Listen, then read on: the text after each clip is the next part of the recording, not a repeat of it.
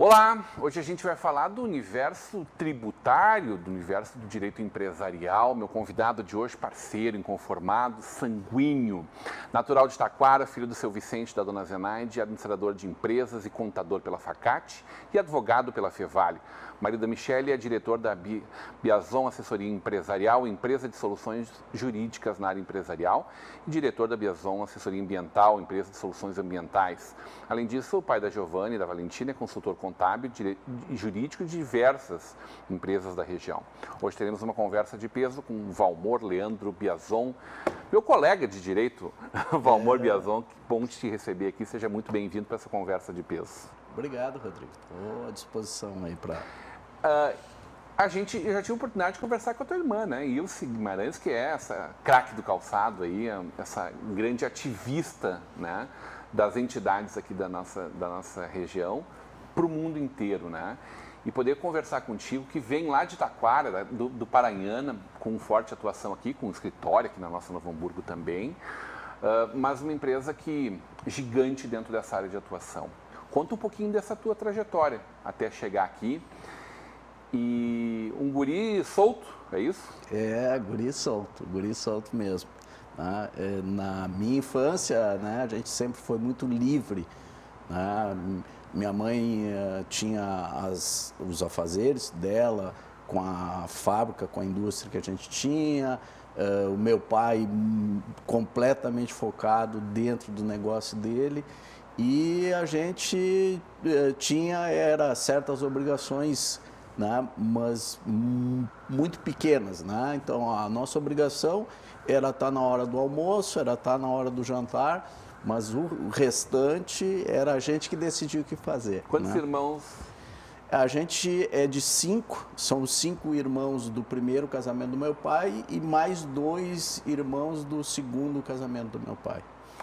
Tu tivesse um sócio na tua empresa, teu irmão também, né? Sim, o meu irmão, a gente trabalhou juntos por mais ou menos 23 anos e aí ele veio a falecer, né? E aí eu segui tocando o nosso negócio.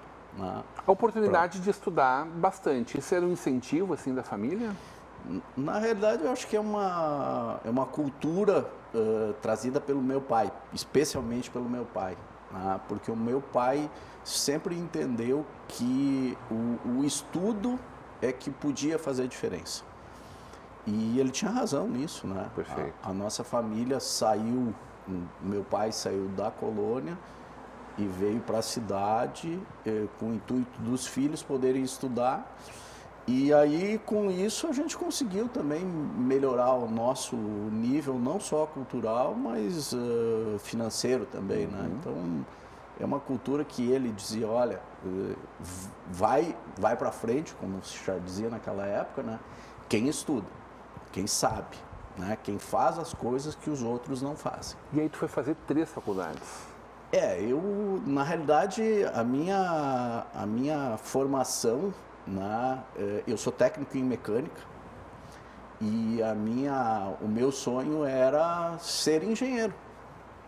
Quer dizer que a faculdade faltou então? Na realidade eu comecei eu fiz 2 anos de engenharia mecânica na URGS, mas eu era muito novo naquela época, porque eu entrei na faculdade com 17 anos, não tinha completado os 17 ainda. Eu era muito novo, muito imaturo. E eu também, naquela época, a gente não tinha uma condição para eu conseguir me manter em Porto Alegre.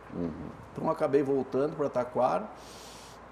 E aí, quando voltei para Taquara, aquela coisa de, o que eu vou fazer agora?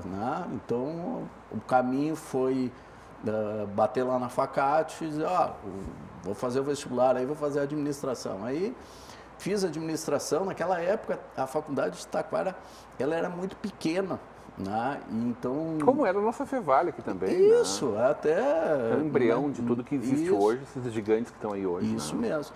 E não ocorriam as cadeiras, eu não tinha oportunidade de fazer cadeiras todos os dias só da administração. E aí eu comecei a fazer contabilidade junto, ao mesmo tempo. Eu fazia a administração e contábeis ao mesmo tempo. E tanto é que acabei me formando em administração num ano e em contábeis no ano seguinte. Né? E aí aquele desafio parecia terminado, né? Aí eu disse, eu ainda tenho vontade, ainda tenho, né, necessidade de fazer alguma coisa. Aí a Ilse, a minha irmã, me sugeriu que eu fizesse um mestrado, um doutorado, porque ela seguiu nisso, né? E eu disse para ela, eu não sabe, parece que eu preciso agregar outras coisas, né? E aí naquela época eu já trabalhava, né? Eu cuidava da parte tributária dentro do escritório com o meu irmão. Né? Sendo um contador. Contador, certo? Trabalhando como contador. Vivendo... Né? Já vivendo a parte, um pouco dessa parte do direito tributário. E aí eu disse, quer saber, eu vou fazer direito, porque aí eu tenho, vamos dizer assim, eu tenho a possibilidade de aplicar esse conhecimento aqui também. Né? E aí eu acabei fazendo direito, quando a gente acabou se conhecendo também, né? Porque é uma área que abre muito o flanco, né? Vários leques de possibilidades. E para quem trabalha focado no negócio dos outros, que é o teu negócio, te dá muito mais suporte para apoiar esse teu cliente, né? Com certeza. Eu até acho que essas 3 faculdades que eu fiz, Perfeito. Elas são muito complementares, certo? Eu digo que não existe um grande administrador que não conheça contabilidade. Não tem necessidade de ser contador, mas que consiga... Ele tem que saber ler um balanço, o administrador, ele tem que entender por que as coisas acontecem. Né? Então, o administrador precisa da contabilidade. Um contador que não conhece direito, ele tem dificuldade de entender as legislações, porque o trabalho do contador é muito norma, muita coisa é norma, normativa para isso, normativa para aquilo, lei para isso, lei para aquilo. Né? Então, para o contador é importante ter a contabilidade. E para o advogado é importante ter essas outras duas, porque se ele não tem a administração, ele não consegue ter uma advocacia empresarial. Ele tem que conhecer, ele tem que saber como o administrador, que é o nosso chefe, se porta, como ele pensa, certo? E, ao mesmo tempo, se o contador ou se o advogado quer trabalhar nessa área tributária, na área societária, que é onde a gente atua mais fortemente, ele precisa saber contabilidade. Quantos colaboradores hoje na Biazon? Hoje, 49. É uma turma, né? É bastante gente. Esses dias nós tivemos, eu vi que era bastante gente, porque esses dias nós tivemos, a gente está dividido, Taquara e Novo Hamburgo, mas lá eu cheguei no escritório de Taquara, né, e nós tivemos um problema na abertura da porta, né, e a gente teve que chamar um técnico para fazer o conserto, né? E aí eu normalmente chego um pouquinho antes do horário normal, né? Mas quando eu cheguei já tinham alguns lá esperando, né? E aí começou a chegar gente. Eu olhei e digo, não, mas não é. Tu trabalha aqui, tia? É isso aí. Que maravilha, coisa linda. Como é que é esse negócio de estar apoiando as empresas na sua estratégia de crescimento, hein? Não é novidade para ninguém que ser empresário no nosso país é uma tarefa árdua, gigante, né? E as dificuldades são as mais diversas, as maiores e muitas vezes as mais cretinas também, né? De tanto que essa quantidade enorme de leis, de normas para tudo, né? Não é só para a área contábil, para a fazenda, para as fazendas, né? Porque são 3 fazendas diferentes te olhando, mas para a área ambiental, onde vocês também atuam, enfim, em todas as áreas do direito, se for pensar em direito imobiliário, vai longe, enfim. O que tu enxerga desse momento que a gente está vivendo de instabilidade jurídica versus as necessidades dos nossos empresários? Eu costumo dizer que o empresário aqui no Brasil é herói. Tá? Ele tem que ter uma motivação muito especial para criar um negócio, para seguir no negócio, porque é insano essa parte jurídica, regulamentação que existe sobre qualquer coisa que tu pretenda fazer. Tá? A gente nem tocou na a parte trabalhista, a insegurança jurídica da parte trabalhista é uma coisa completamente inaceitável.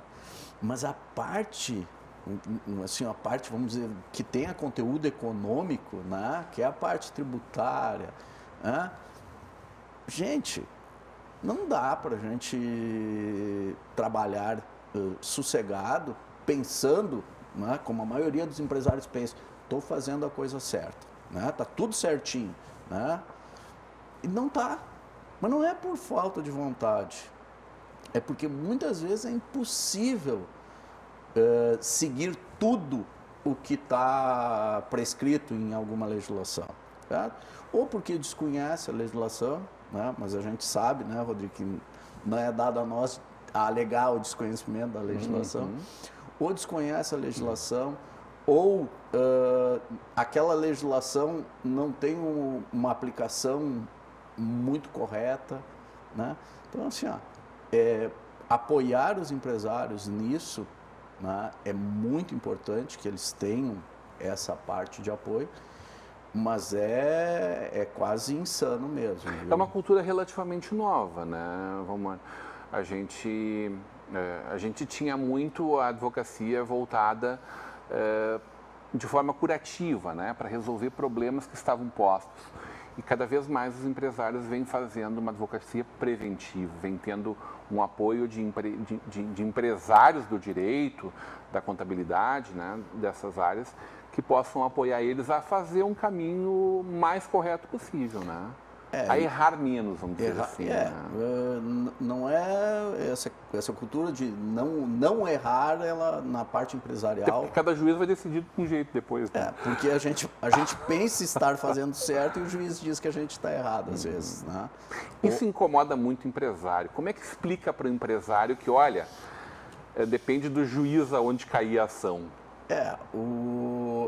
Na realidade, isso irrita o empresário. Não é que incomoda, se irrita. Nós temos um problema muito sério, né? E no direito tributário isso é recorrente. Nós temos uma situação que uma empresa ganha, um cliente ganha e o outro não ganha. Obviamente que todos os empresários se conversam. E aí um vai lá e diz pro outro, olha, tinha aquela situação, nós acabamos ganhando lá, certo? E ele diz, como que tu ganhou e nós perdemos? Ainda vou achar que o advogado trabalhou melhor para um e para outro. Exatamente, aquele lá é privilegiado. Não, na realidade, assim, o que a gente já inicia sempre uma conversa, olha, não é a tendência, né? Então, a tendência é que a gente ganhe. A tendência é que a gente perca. Explica isso para alguém que vem lá de fora investir no Brasil. Tá doido. Não, eu tive uns clientes alemães, né? E tentei explicar algumas coisas para eles. Eu disse, olha, eu não vou conseguir. Quando eu cheguei no adicional do imposto de renda para explicar para eles, esquece. Vieram para o Brasil. Eles tinham um negócio aqui no Brasil. Bom. Certo? Então não exatamente impediu a eles que estivessem aqui. Não, eles tiveram um negócio, depois acabaram... Se o cara pensar muito, não vem, né? Não vai investir aqui. Aí quando a gente começa a falar essas coisas, certo? Eles dizem assim, mas como? Né? E eu me lembro de uma situação desse alemão que para mim é clássica nessa parte. Nós chegamos, né? Ele trouxe para pagar o meu serviço, ele trouxe dinheiro em espécie, né? Daí eu disse para ele, olha, eu não estou acostumado a receber dinheiro em espécie. Até quando a gente cobra do exterior, certo? A gente faz a invoice e a gente fecha um câmbio aqui. Daí eu disse para ele, mas eu vou fazer o seguinte, eu vou emitir a nota fiscal, vou emitir a invoice, vou fazer toda a documentação, dizer para mim, me dá só um recibo. Daí eu perguntei, mas como é que vocês vão lançar isso lá? Dizer, olha, isso para nós lá, saindo o dinheiro, certo? E tendo uma destinação, o dinheiro está resolvido. O documento é o que menos importa. Aqui a gente amarra de todos os jeitos e a gente encontra, e aí o pessoal encontra outras formas de fazer rápido. Eu quero saber de ti qual é a tua perspectiva, o que tu, como especialista no direito tributário também, enxerga como futuro dessa tão desejada reforma tributária que nunca acontece. Temos agora aqui a queda do DIFAL, né, do Imposto de Fronteira, um alívio, mas uma gotinha nesse oceano. E quero saber de ti que história é essa, da recuperação do Solar Pina, esse casario lindo no coração de Taquara. Vamos conversar sobre isso na volta do intervalo, hoje numa conversa de peso com Valmor Biazon.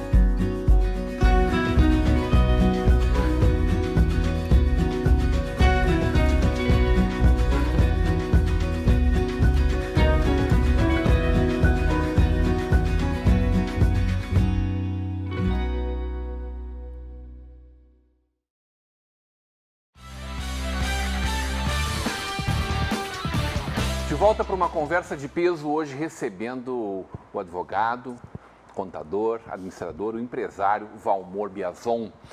No oferecimento de Sicredi, juntos construímos comunidades melhores, Faculdade INH, aqui você vive o conhecimento, Mercator Feiras e Eventos.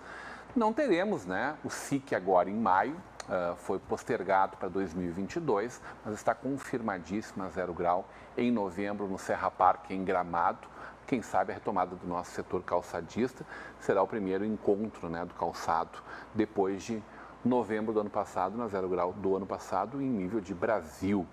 E o apoio da Lookfair, fechaduras e acessórios.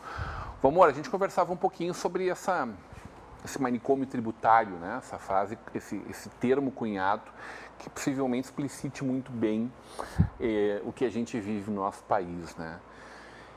A gente tem várias propostas de reformas, de arremedos, alguns deles, na nossa Constituição, nas nossas normas tributárias, nosso Código Tributário Nacional. E a dificuldade de encontrar um caminho que possa ser, em algum tempo, né, uma solução interessante para o nosso país, onde, evidentemente, o governo tenha que abrir mão mínimo de arrecadação, o que, claro, seria ótimo que pudéssemos diminuir a arrecadação e diminuir os custos da máquina pública e tudo que está envolto nisso. Custo Brasil, né, que a gente sempre fala, que faz com que os nossos impostos sejam tão altos e o retorno tão ineficiente para o cidadão, né? Mas essa é a verdade posta. Dá para a gente ter alguma esperança em relação a isso, hein? Esperança a gente tem, certo?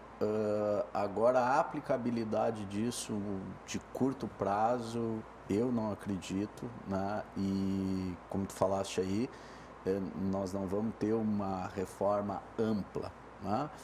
Tributação é uma coisa que nós temos dois tipos básicos de tributação, de tributos. os que incidem sobre o consumo e os que incidem sobre renda. Países ainda não desenvolvidos, como o nosso aqui, certo? A tendência é sempre tributar mais consumo e tributar menos renda. Que é um absurdo, na verdade. É absurdo. Né? Porque tu limita a renda, o consumo e impossibilita que o bolo cresça, né? É que, na realidade, o imposto sobre o consumo é mais fácil de arrecadar. Vai na fonte, pega o cara na saída da fábrica. Exatamente. Então, assim, ó, não tem uma... Não tem... tenha um encontro, certo? Em relação ao anseio do governo e não ao anseio da população, né? Mas isso é aquela... Tu falou anseio ou sanha? Não entendi bem, Anseio. Né? Porque é uma sanha, né? Mas, então, a reforma tributária que vai acontecer, pelo menos a expectativa que a gente tem, é a criação de um IVA federal, né? Que aí, pelo menos, nós vamos conseguir a unificação do PIS, COFINS e do IPI, né? Que a gente imagina que seja nesse sentido. Nós vamos ter a unificação do imposto de renda, da contribuição social. Então, PIS e COFINS é a mesma base, imposto de renda e contribuição é a mesma base, né? O que muda é só a destinação dos recursos, né? Uma parte vai para federal, outra parte não, tem que repartir com os outros entes, né? Mas a ideia é essa. E no estadual eu sou muito pessimista. Tá? Eu não acredito que o governo federal tenha condições de fazer uma reforma no ICMS, que é o nosso... O Simples não é esse modelo que está dando certo, hein? O Simples tem uma característica que para mim, ele é muito ruim dentro da parte tributária, que é a cumulatividade. Entendi. Né? Então, quer dizer, se eu tenho uma indústria que é do Simples, ela vai pagar todos os tributos, e eu tenho o comércio que comprou daquela indústria que é do Simples... Vai cascatear o imposto. Vai cascatear. Né? Imposto sobre imposto. Imposto sobre imposto. Né? Mas tirando essa característica, o modelo de o governo central recolhe e já na hora já faz a divisão e pronto. Já sai... Então todos os impostos ali, tá ICM ali, tá os impostos federais ali, o municipal ali, tá tudo junto. Tudo junto e já sai no pagamento, já não vai para a União para depois voltar. Já vai para o Estado, que é do Estado, O modelo que é do parece município. interessante, né? Não, o modelo é interessante, né? E outra coisa, o Simples, embora eles tenham criado uma parafernália de legislação, né? Mas o Simples, para apuração do empresário, ele é simples mesmo, certo?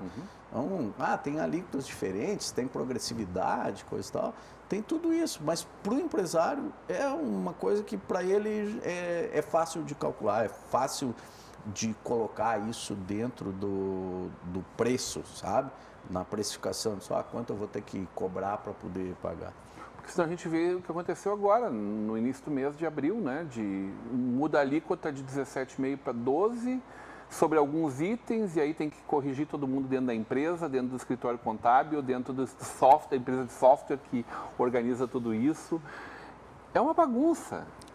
E essa questão do tempo, eu até tenho conversado com o subsecretário da Receita e estadual, e eu tenho dito para ele, a questão do tempo para a empresa é um pouco diferente do que para vocês aqui, certo? Para ele é o canetaço, né? Para eles de um dia para o outro está resolvido. Na empresa eu preciso organizar preço de venda, eu preciso organizar software, eu preciso, sabe? Tem uma série de implicações, uma pequena modificação que eles fazem lá na canetada. Então, mesmo que seja para melhorar alguma coisa. Mesmo que seja para melhorar. Essa questão aí da diminuição, diferimento parcial, na realidade o efeito final é a alíquota menor, né? Ótimo que tenham feito isso, mas a gente precisa tempo para organizar essa... Valmor,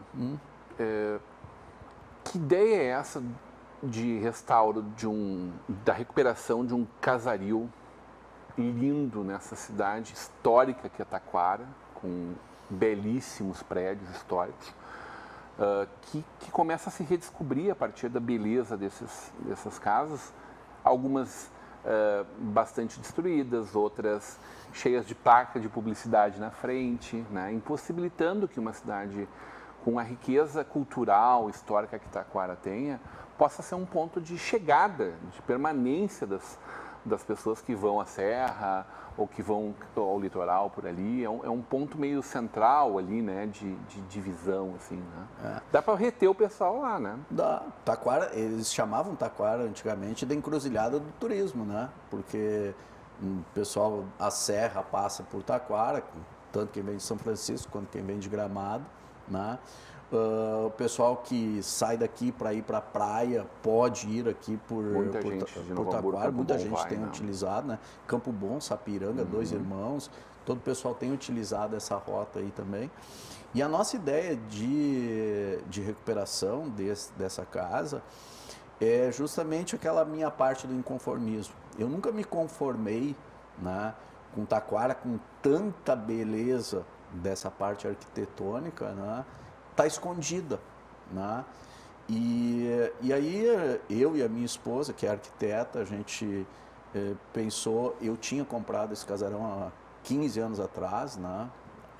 A gente pensou, disse, olha, vamos fazer a recuperação e vamos demonstrar para todos que estão aqui na cidade e para quem vem de fora também, que é possível ter alguma coisa bonita, certo? Que chame atenção sem ter uma placa lá na frente. Né? E a gente, ela, por essa ligação com a arquitetura e eu, pelo gosto que tenho por essas coisas, por essas obras, né? Para mim aquilo é uma obra de arte. Concordo. Né? E a gente resolveu recuperar essa casa, né? A gente ainda não tem uma destinação, né? Mas pode ser um restaurante, por exemplo, um café, um bar. Pode ser, mas o que a gente queria, pelo menos aí nos primeiros 6 meses, né? Que deve ficar pronto no final de maio, nos primeiros 6 meses a gente gostaria de colocar coisas regionais lá, então um salão de moda regional, a gente queria colocar pinturas regionais, obras de arte regionais, né? E colocar isso lá para que a comunidade também vá lá visitar e que tenha gosto por essas coisas, né? E que seja inspirador. Amém. Né? E a Pina, hein? Desse nome Pina. Pina é minha avó. A Pina, na realidade, é Pina porque os italianos, o nome dela é Josefina, né? Mas em italiano é Giuseppina, né? E aí, para simplificar, o apelido ficou Pina, né? Então, a nona Pina, ela era, eu costumo dizer, uma ginecologista obstetra, né? Mas eles chamavam ela de parteira, né? E a gente queria fazer uma homenagem para as mulheres, né? Para as mulheres, que as mulheres são muito importantes dentro da nossa família. E aí a figura que nos veio foi ela. Né? Coisa linda. Tanta vida que ela botou aí, né? Imagina, quanta gente da região aí tá aí por conta dela. É verdade. Muito bom, adorei conversar contigo, poder contar um pedacinho da tua história, da tua empresa e fazer essa recuperação, esse registro da chegada do Solar Pina na cidade de Taquara, que as pessoas que a partir do final de maio que estiverem passando por ali, dê uma entradinha, vão aproveitar um dos restaurantes maravilhosos que tem na cidade, né? Sim. E façam essa visita. O prédio que era da Associação Comercial, que será da Prefeitura agora, né? Destinado à Prefeitura, um lindo prédio também. Então, a própria Prefeitura. O prédio atual, né? Então, são prédios muito... São modelos de uma Taquara exuberante que devem ser recuperados como um todo, Isso mesmo. Patrimonialmente falando, e que seja também um modelo de desenvolvimento para a nossa Taquara, para o nosso Paranhana. Obrigado, Valmor. Obrigado, Rodrigo. Hoje numa conversa de peso com o empresário Valmor Piazon. Continue agora com a programação da nossa Vale TV, da nossa rede comunidade de televisão.